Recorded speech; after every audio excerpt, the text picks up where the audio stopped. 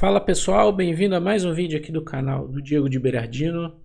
Mais uma vez falando Garry Kasparov. Dessa vez vamos ver uma partida contra um adversário pesado, o Artur Yusupov, né?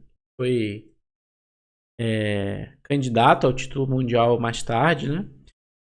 Essa partida jogada no Campeonato Soviético de 1979, Kasparov com 16 anos, né? O campeonato foi vencido pelo lendário também Efim Geller, né? E o Yusupov ficou em segundo, né? Então, o Kasparov ficou ali, dividiu a terceira colocação, né? Foi muito bem aí no seu segundo campeonato soviético, que era um torneio, obviamente, de altíssimo nível. Antes da gente começar, você já deixa aquele like e se inscreva no canal se você ainda não está inscrito. Muito importante para ajudar a gente a crescer. Vamos dar uma olhada nessa partida. Então, Kasparov e Yusupov. Kasparov é um jogador versátil, né? Nessa época ele tinha mais preferência pelo peão da dama, mas de vez em quando ensaiava um peão do rei. Foi o que ele fez aqui contra Yusupov. Provavelmente uma variante preparada contra o seu adversário aqui, que jogava E4, E5, bispo B5, né? Temos uma Ruy Lopes, roque, e o Yusupov gostava muito da variante aberta da Ruy Lopes, com cavalo por E4. O Kaspa jogou aqui D4, melhor resposta para as brancas, B5, bispo B3, D5, D toma E5 atacando em D5. Tudo isso é teoria corriqueira dessa variante, bispo E6. É que as brancas têm muitas escolhas, né, nessa posição. As principais são C3, cavalo de BD2, dama E2 com a ideia de torre D1. Mas também o lance do Kasparov aqui, bispo E3, para depois jogar cavalo de BD2. O Yusupov jogou bispo E7, e aí veio o cavalo de BD2 do Kasparov. Hoje a teoria dá preferência para C3 aqui, para as brancas que transpõem para a variante de C3, né? No lance anterior, porque o lance cavalo BD2 do Kaspa, né? Contra esse, as pretas têm cavalo C5, que é forte, e agora não tem C3, não é muito bom por conta de cavalo D3, ameaçando o peão de B2 e o peão de E5. E a ideia é tomar o bispo aqui ou jogar D4, né? E se bispo toma C5, o bispo toma C5. As pretas têm uma boa posição aqui com par de bispos e tal. Posição equilibrada, né? No entanto, o Yusupov jogou roque. Agora o Kaspa joga C3. É bem típico para puxar o bispo para C2 e exercer pressão no cavalo de E4. Mas aqui o Yusupov jogou uma variante que leva a um jogo meio forçado. Bispo G4, cravando o cavalo. Ameaça cavalo toma E5. Cavalo toma E4, jogou o Kaspa. D toma E4 e dama D5. Essa é a melhor resposta, né?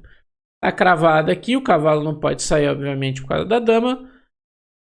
Mas dama D5 é uma boa resposta. Melhor do que bispo D5. Porque após cavalo toma E5, colocando mais um ataque em F3, as brancas não podem tomar a torre lá. Depois dama toma 8, tá caindo aqui em F3, tem um monte de ataque aqui. E se bispo toma E4, dama E8, um bom lance com a ideia de torre D8. De novo tomar a torre lá é ruim, né? Por dama toma 8, ameaçando 3 vezes o cavalo de F3 e vai enfraquecer bastante a posição do rei branco, né? Eu vou ter que sacrificar a dama aqui, o Kasparov, né? Então, dama D5 mandou o Kaspa. Toma F3 e ele recupera o cavalo em C6. Uma ideia aqui também para o Yusupov seria trocar as damas. Ao invés de tomar o cavalo em F3, dama toma D5, bispo toma D5 e agora sim tomar o cavalo. Bispo C6, atacando a torre e o peão de F3. No entanto, dá para tomar em G2, atacando a torre em F1. E esse final hoje a teoria considera equilibrada, assim, é uma resposta satisfatória para as pretas entrar nesse final aí. No entanto, Yusupov preferiu tomar em F3, dama por C6, F por G2 e dama por G2, atacando o bispo em G4, dama D7. Agora veio uma resposta surpreendente aqui do Kasparov. Depois ele descobriu que já havia sido jogado isso aqui, mas ele não conhecia. E é um belo lance aqui, bispo H6, né? As pretas ameaçavam bispo H3, né, naturalmente. Agora esse lance não é possível, que tem mate em G7. E tem a ameaça de bispo toma G7, né? E travar o bispo aqui também agora com H3. E depois de G toma H6 ele jogou F3, né? Por que F3 e não H3, né? Claro que H3 seria possível, mas ele está interessado em abrir a coluna F, pressionar o ponto F7 junto com o bispo de B3. E aqui as pretas cometeram um erro, praticamente o único erro e decisivo aqui da partida. Como costuma ser posições abertas, um erro tem um peso muito maior. H5 aqui um lance natural, mas um erro decisivo, como o Kasparov vai demonstrar. Um lance como torre de AD8, simplesmente trazendo a última peça para o jogo. E se F toma G4 aqui, C5. As pretas querem neutralizar o bispo aqui com C4. E elas têm uma posição boa, né? O material está igual. As duas estruturas estão meio quebradas aqui na ala do rei, né? Mas mais ou menos aqui se mantém a igualdade. Ou um pouquinho melhor para as brancas, né? Mas uma posição bem sustentável aí seria para o Yusupov. O que não acontece depois de H5. E aqui o Kasparov mandou o intermediário, torre de AD1, né? Se ele fosse apressado e retomasse a peça diretamente, esse final aqui seria a ideia de tomar aqui, mas as pretas jogam torre de A8, se torre toma G4, rei H8. Esse final é bem equilibrado, né? Deveria empatar. Mas torre AD1 é muito mais forte, colocando a torre em jogo com tempo na dama. Dama F5 e agora sim o Kasparov toma. A grande diferença é que você tem uma torre jogando que não tinha anteriormente. O Yusupov jogou dama toma E5, né? Se dama toma G4, então torre D7 é muito forte. Agora essa é a diferença, né? Não dá para tomar, claro que está cravado. E depois de torre A8, torre por C7. Em breve as damas serão trocadas e o final é de vantagem decisiva aqui para as brancas.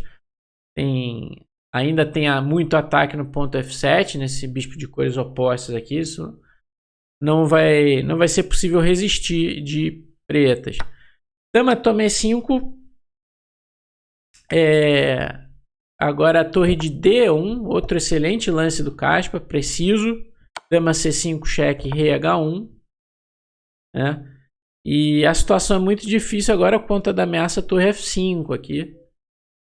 E o ataque das brancas é muito forte. O rei das pretas acaba estando mais exposto, né, nessa situação. Jogou torre AD8 o Arthur e veio torre F5 do Kasparov. E depois de dama D6, cara, tá caindo peça agora. Ele vai perseguir a dama, que tem que ficar defendendo o bispo. Mas não tem como manter essa defesa, né? Jogou dama G6 e o Yusupov. Dama F6 era inútil por causa de G5. Então aqui já tá caindo peça do Yusupov. Dama G6, o Kasparov tomou. Torre toma, bispo toma D5. E agora as brancas simplesmente têm uma peça a mais. H por G4. Tem 2 peões para as pretas, mas obviamente não é suficiente, né? Ainda mais com essa torre na sétima, inclusive já pode tomar esse peão, mas o Kasparov preferiu jogar mais sólido aqui, trocando as damas, que faz todo sentido. Dama E4. Trocou as damas o Yusupov. Também não dá muito para evitar a dama. Não dá para jogar dama G5, por exemplo. Tem torre toma F7, torre toma e dama E8. Ganha bem fácil. O Yusupov veio para o final, mas o final é perdido aqui. Jogou torre D8. aqui Yusupov, torre por C7, H5, bispo C2 jogou o Kaspa, reagrupando o bispo aqui para B3 para pressionar o ponto F7, torre D5, bispo B3, torre F5, rei G2, A5. E aqui o Kasparov fez um procedimento típico, né? É claro que ele pode jogar aqui de 1000 maneiras, com a peça a mais, mas ele devolve o material calculando que o final de peões vai ganhar. E aqui é algo elementar. Ele joga torre, toma F7, torre, toma. E agora ele não toma, né? Explora a cravada mais um lance. Ativa o rei com rei G3, A4. E agora sim ele toma a torre, rei toma, rei H4. E o ponto desse final que tem um número de peões iguais é que ele tem um peão passado distante na ala da dama e isso vai decidir a partida.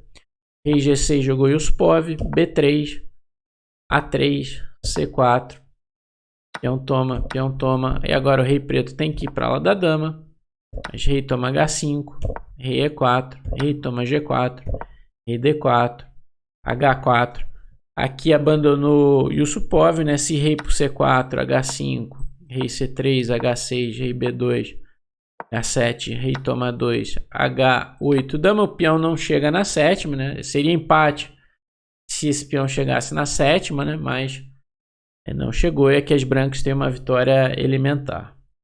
Então, grande exibição aí do Kasparov contra um grande rival no super torneio, né? Campeonato Soviético aí de 79.